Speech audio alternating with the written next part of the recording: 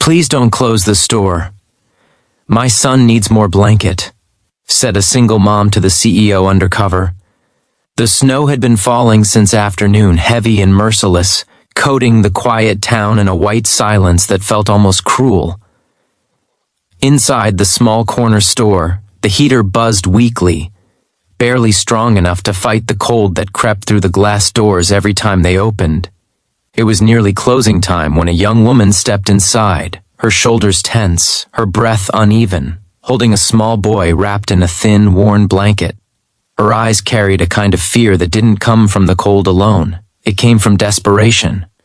She stood frozen near the entrance, as if one wrong step might make everything collapse, and in that moment, no one knew her silent plea would change lives forever. Before the story continues, if you believe in kindness, second chances, and stories that remind us of our shared humanity, please take a moment to like this video, share it with someone who needs hope, leave a comment, and subscribe to the channel. Your support helps stories like this reach hearts that need them most. Her name was Emily Carter, a 27-year-old single mother living in a small town in Ohio, United States. Life had not turned out the way she once imagined. She used to dream of becoming a nurse, of having a warm home filled with laughter and stability. But dreams don't always survive reality. Her husband, whom she trusted with her future, walked out when their son was barely 6 months old. No explanation, no goodbye, just absence. Since then, Emily had been fighting every day, working part-time jobs, skipping meals, and telling herself that tomorrow would somehow be better. Her son, Noah, was only 3 years old. He had big brown eyes and a quiet nature, the kind of child who noticed everything but said little. That winter had been especially harsh. The old heater in their small apartment barely worked, and the landlord had already warned her that repairs wouldn't come until overdue rent was paid. Emily had one blanket at home, thin, frayed, and no longer enough to keep Noah warm at night.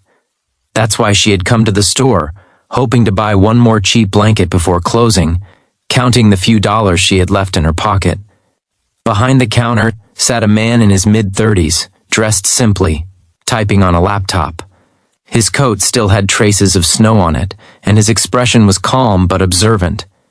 His name, at least to the employees, was Daniel Brooks, a temporary manager sent from corporate to observe operations. What no one knew was that Daniel wasn't just a manager. He was the CEO of the entire retail chain, worth millions, traveling undercover to understand why several stores were struggling. Daniel noticed Emily the moment she walked in. He saw how tightly she held her son, how her eyes scanned the shelves nervously, and how she hesitated, as if even being inside the store felt like a risk. He had seen many customers before, but something about her felt different, real, heavy, human. Emily walked slowly toward the aisle where discounted household items were kept. The blankets were stacked near the bottom shelf. She knelt down carefully, balancing Noah on her hip, her fingers brushing over the fabric as if testing hope itself. She checked the price tag, swallowed hard, and glanced at her wallet. Her hands trembled. The cheapest one was still $1 more than what she had. The store announcement echoed softly, reminding customers that the store would be closing in 5 minutes. Panic flickered across Emily's face.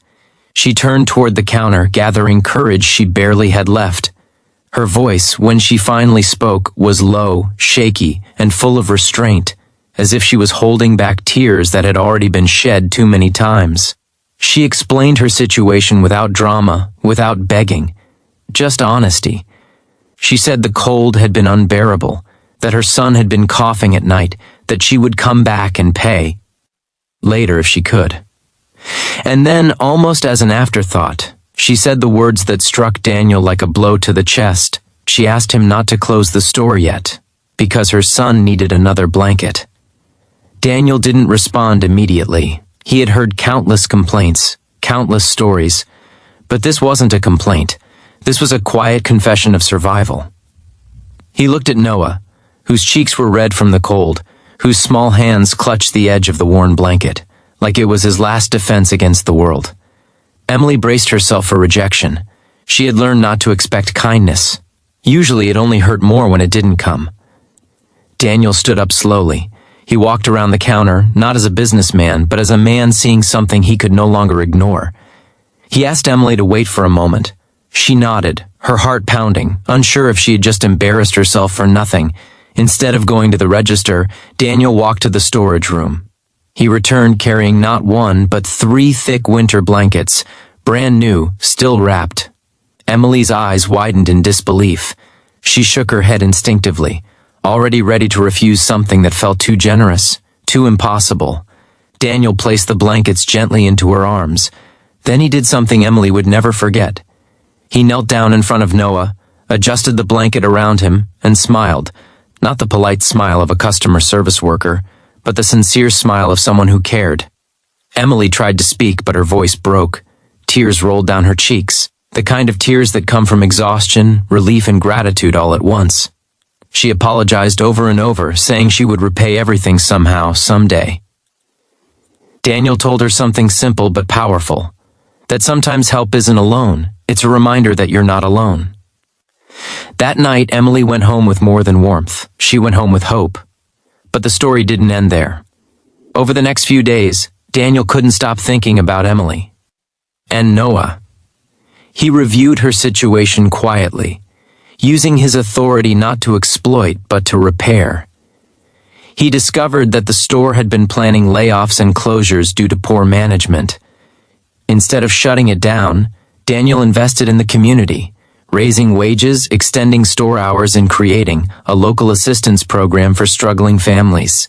A week later, Emily received a call she never expected.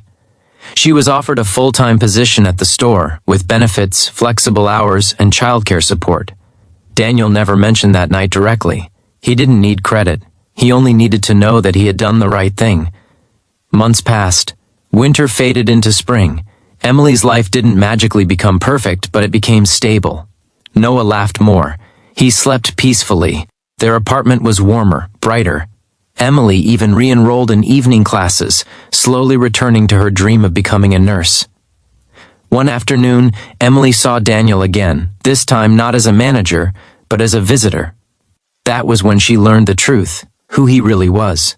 Shock washed over her, followed by something deeper than gratitude. Respect. Daniel told her that meeting her had reminded him why he started the company in the first place, not for profit, but for people, for stories like hers. As the sun set behind the store windows, Emily realized something important. Kindness doesn't always arrive loudly. Sometimes it comes quietly, disguised as a stranger who chooses to listen. If this story has touched your heart even a little, please take a moment now to like the video, share it with someone who believes in compassion, and subscribe to the channel. Your engagement helps spread messages that matter. And before this story ends, we have a special request for you. Please comment below with the word kindness, if you believe small acts can change lives. That winter night could have ended like so many others, with a closed door and another lesson in disappointment. Instead, it became the turning point in a story of resilience, humanity, and hope. Because sometimes, all it takes to change a life is one person willing to stop, listen, and care. And sometimes, a single blanket can warm more than just a body. It can warm a future. Spring came gently to the town, melting away the cruel edges of winter.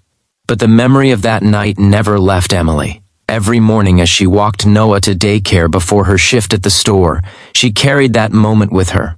The warmth of unexpected kindness that had quietly rewired her faith in the world. Life was still demanding, still imperfect, but it no longer felt like a constant emergency. It felt like something she could stand inside without breaking. Working at the store changed more than just her income. For the first time in years, Emily felt seen. The new management policies created by Daniel transformed the place into something closer to a community center than a struggling business. Employees were encouraged to learn customers' names, to slow down, to listen.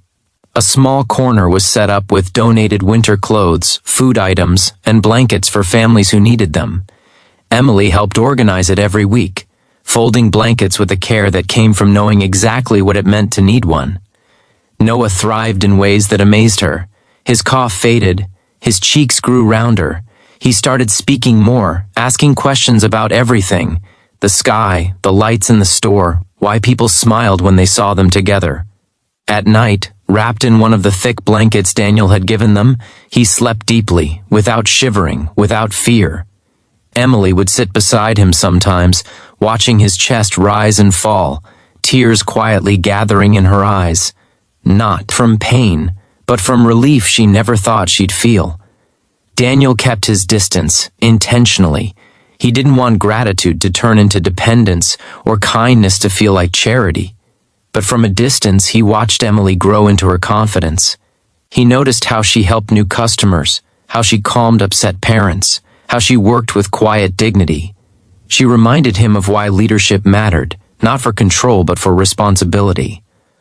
One afternoon, several months later, the town faced another challenge. A sudden storm caused power outages across several neighborhoods, leaving many families without heat for 2 nights. The store became a shelter of sorts, staying open late with generators running. Emily volunteered without hesitation. She brought Noah along, setting him up with coloring books behind the counter. She handed out blankets, hot drinks, and reassuring smiles. She saw her own past fear mirrored in the eyes of others, and this time she could help. That night, Daniel stood near the back of the store, watching quietly. When he saw Emily kneel down to wrap a blanket around an elderly woman, speaking softly, patiently, something shifted inside him.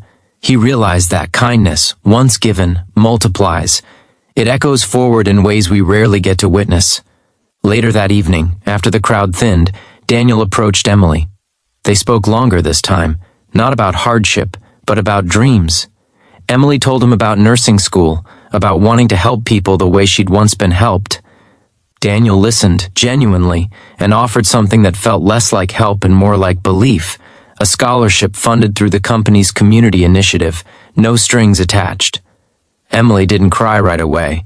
She just nodded, stunned, as if afraid the moment might disappear if she reacted too strongly. But when she got home that night, after Noah fell asleep, she sat on the edge of the bed and cried, until the weight on her chest finally lifted. For the first time, the future didn't feel like something she had to survive. It felt like something she could build. Years passed quietly, steadily. Emily graduated. She became a nurse at a local hospital, known for her patience and compassion. Noah grew taller, louder, happier. Every winter, Emily donated blankets, dozens of them, to shelters and families in need. She never told her story unless someone asked. She didn't need recognition. She only needed to remember where she started. Daniel eventually ended his undercover visits, but he never stopped. Investing in people. He learned that success measured only in numbers was hollow. True wealth lived in moments, like a mother's relieved tears or a child's peaceful sleep. If this story moved you, if it reminded you that kindness still exists in quiet, ordinary places, please take a moment now to like the video, share it, and subscribe to the channel. Your support helps keep stories like this alive. And before we close, please comment below with hope lives if this story touched your heart, because sometimes hope begins with something as simple as not closing a door when someone is standing in the cold. Emily never forgot the words she almost didn't say that night, and Daniel never forgot the moment he chose to listen. Because in the end, the world doesn't change through grand speeches or power alone. It changes when one human being decides another is worth stopping for.